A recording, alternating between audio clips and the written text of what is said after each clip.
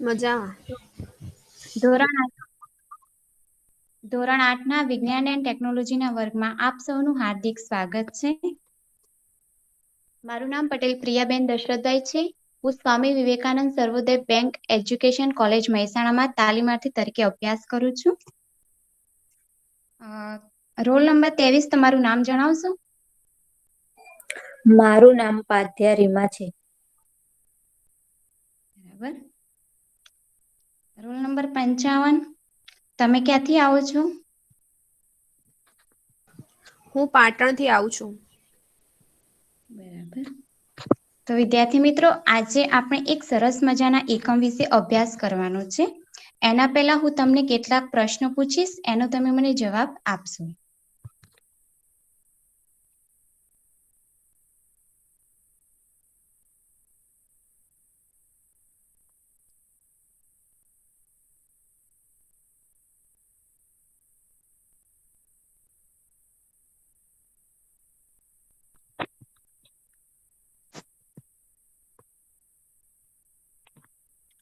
સૌથી વધારે ઠંડી કઈ ઋતુમાં લાગે છે? સૌથી વધારે ઠંડી શિયાળાની ઋતુમાં લાગે છે. Very good. આપણે શિયાળામાં ગરમી મેળવવા માટે શું કરીએ છીએ? આપણે શિયાળામાં ગરમી મેળવવા માટે સ્વેટર પહેરીએ છીએ, તાપણું કરીએ છીએ વગેરે કરીએ છીએ. નાઈસ. તાપણું ઠંડુ પડે એટલે શું વધે છે? તાપણું ઠંડુ પડે એટલે કોલસો અને રાખ વધે છે. બરાબર. તો વિદ્યાર્થી મિત્રો, આજે આપણે એક સરસ મજાનો કોલસો એકમ વિશે અભ્યાસ કરીશું. તો જોઈએ કુદરતી સંસાધનો. તો કુદરતમાંથી મળતા પદાર્થોની કુદરતી સંસાધનો કહે છે. તેના બે પ્રકાર છે: પુનઃ પ્રાપ્ય કુદરતી સંસાધનો અને પુનઃ અપ્રાપ્ય કુદરતી સંસાધનો. હવે જોઈએ પુનઃ પ્રાપ્ય કુદરતી સંસાધનો કોને કહેવાય. તો કુદરતમાં તેનો જથ્થો અમર્યાદિત હોય છે. તે માનવ પ્રવૃત્તિઓ દ્વારા ખલાસ થાય તેમ નથી. જોઈએ દાખલા તરીકે સૂર્યપ્રકાશ અને હવા. આપણે તેને ગમે તેટલો વાપરીએ છતાં તે ખલાસ થાય તેમ નથી. તેનું ઉત્પાદન ફરીથી થયા જ કરે છે.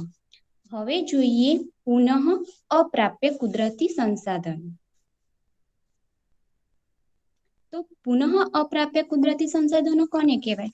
તો તેનો જથ્થો કુદરતમાં મર્યાદિત છે, એટલે કે તેનું પ્રમાણ મર્યાદિત છે. તે માનવ પ્રવૃત્તિ દ્વારા ખલાસ થઈ શકે છે. દાખલા તરીકે કોલસો, પછી પેટ્રોલિયમ અને કુદરતી વાયુ. આપણે આનો ઉપયોગ કરીએ તો એ ખલાસ થઈ શકે છે. પછી એને પ્રાપ્ત કરવા માટે ઘણા વર્ષો વીતી જાય છે. એટલે આપણે એને પુનઃ અપ્રાપ્ય કુદરતી સંસાધન કહીએ છીએ. તેમાંથી આપણે કોલસો આજે ભણવાનો છે. તો જોઈએ કોલસો. વિદ્યાર્થી મિત્રો, કોલસાનો રંગ કેવો હોય છે? કોલસાનો રંગ કાળો હોય છે. Very good. તો કોલસો કાળા રંગનો પથ્થર જેવો સખત હોય છે. તેનો ઉપયોગ તો તેનો ઉપયોગ રસોઈ માટે વપરાતા બળતણમાં કોલસો પણ એક બળતણ તરીકે વપરાય છે. પછી બીજું કે રેલવે એન્જિન ચલાવવા માટે પણ તેમાં વરાળ ઉત્પન્ન કરવા વપરાય છે. એટલે કઈ રીતે કે આ રેલવે એન્જિનમાં તે સૌપ્રથમ પાણીને કોલસા વડે ગરમ કરવામાં આવે. તેમાંથી વરાળ ઉત્પન્ન થાય અને તે વરાળને એક સાથે છોડવામાં આવે. એટલે કે વાયુ બહાર નીકળવા માટે એન્જિનને ધક્કો મારે, એટલે કે તે આગળની તરફ ગતિ કરે છે અને એન્જિન ચાલે છે. એટલે કે તે વરાળ ઉત્પન્ન કરી રેલવે એન્જિન ચલાવવા માટે વપરાય છે. હવે તેનો ત્રીજો ઉપયોગ, જે તાપ વિદ્યુત મથકમાં વિદ્યુત ઉત્પન્ન કરવા માટે પણ વપરાય છે. સેમ જે રીતે રેલવે એન્જિનમાં વપરાય તે જ રીતે તાપ વિદ્યુત મથકમાં તેની પ્રોસેસ થાય છે. હવે જોઈએ, કોલસો ઘણા બધા ઉદ્યોગોમાં બળતણ તરીકે પણ વપરાય છે, જેવા કે સ્ટીલના ઉત્પાદન માટે આ જે ઉદ્યોગોમાં કોલસાનો ઉપયોગ થાય છે. હવે જોઈએ કે આપણને કોલસો ક્યાંથી મળે છે અને તે કઈ રીતે બને છે. તો લગભગ 300 વર્ષ પહેલા પૃથ્વી પર નીચાણવાળા ભેજયુક્ત વિસ્તારોમાં ગીચ જંગલો હતા.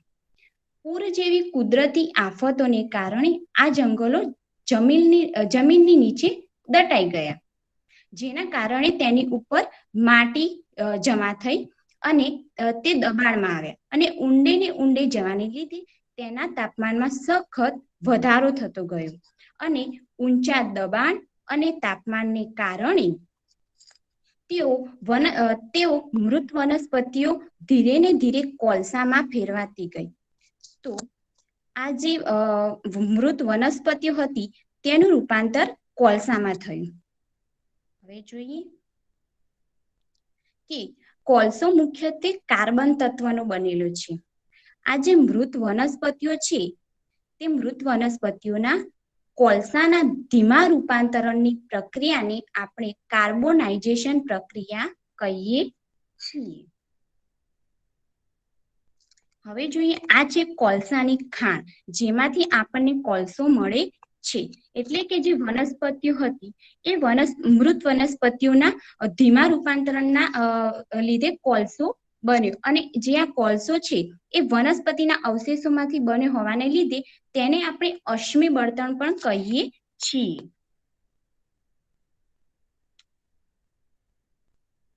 જ્યારે કોલસાને આપણે હવામાં ગરમ કરીએ છીએ ત્યારે કોલસો સળગે છે અને તેની અંદરથી કાર્બન ડાયોક્સાઇડ વાયુ ઉત્પન્ન થાય છે. હવે જોઈએ કે આ કોલસો જે આપણને મળે છે તે કોલસા ઉપર કેટલીક પ્રક્રિયા કરીને ઉદ્યોગોમાં અને તેમાંથી કોક, કોલટાર અને કોલગેસ જેવા ઉપયોગી ઉત્પાદનો મેળવવામાં આવે છે. આપણે જોઈએ કે કોલસામાંથી કઈ રીતે કોક, કોલટાર અને કોલગેસ મળે છે. તો આપણે જોઈએ કે સૌપ્રથમ એક કસનળી લીધી છે. આ બીજી કસનળીમાં પાણી ભર્યું છે. તો આ એક કસનળીમાં જ આપણે એ જે કોલસો મળે એ કોલસો લીધો.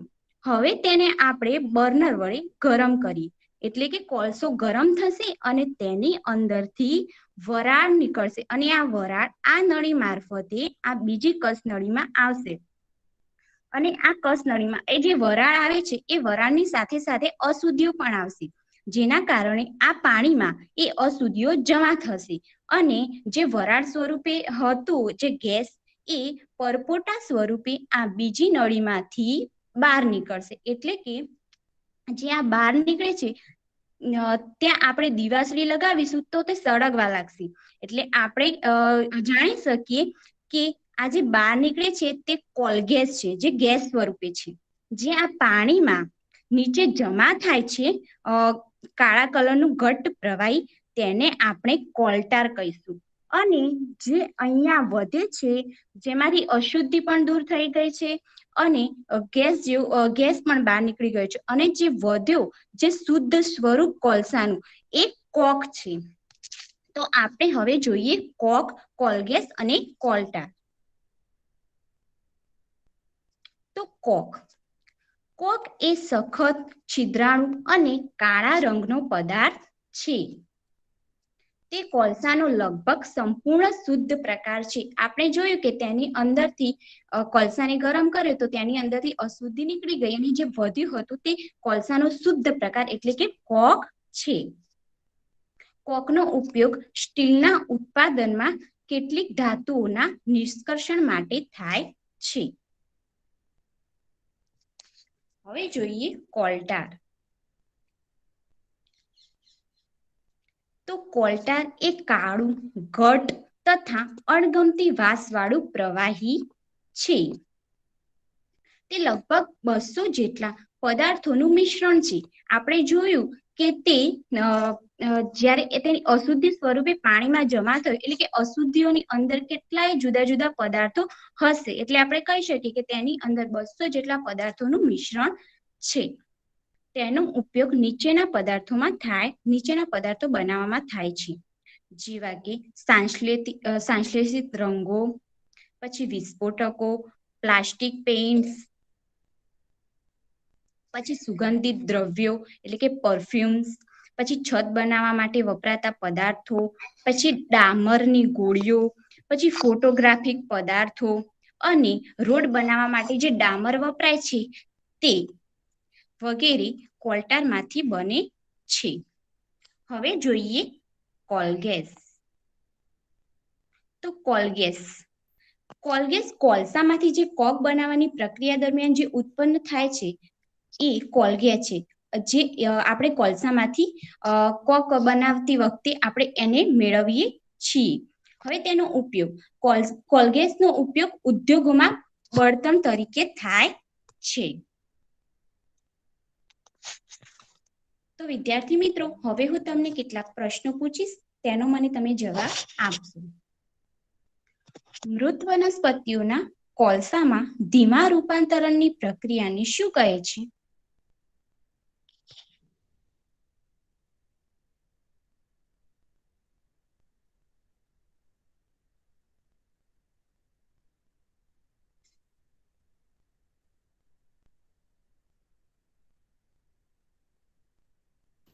મૃત વનસ્પતિઓના કોલસામાં ધીમા રૂપાંતરણની પ્રક્રિયાને કાર્બોનાઇઝેશન પ્રક્રિયા કહેવામાં આવે છે.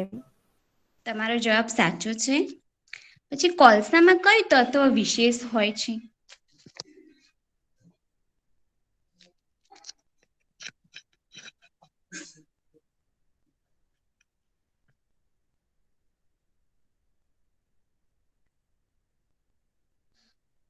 કોલસામાં કાર્બન તત્વ વિશેષ હોય છે.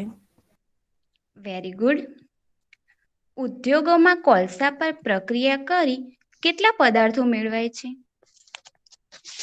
3 પદાર્થો મેળવવામાં આવે છે.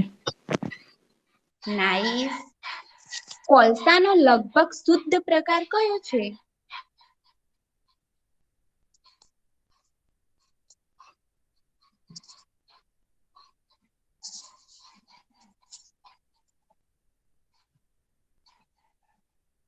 કોલસાનો શુદ્ધ પ્રકાર કોક છે. ગુડ. કોલટારમાં કેટલા પદાર્થોનું મિશ્રણ હોય છે?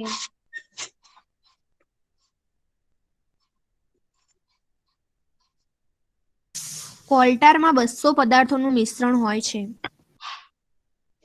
Very nice. વનસ્પતિના અવશેષોમાંથી બન્યો હોવાને લીધે કોલસાને શું કહેવાય છે?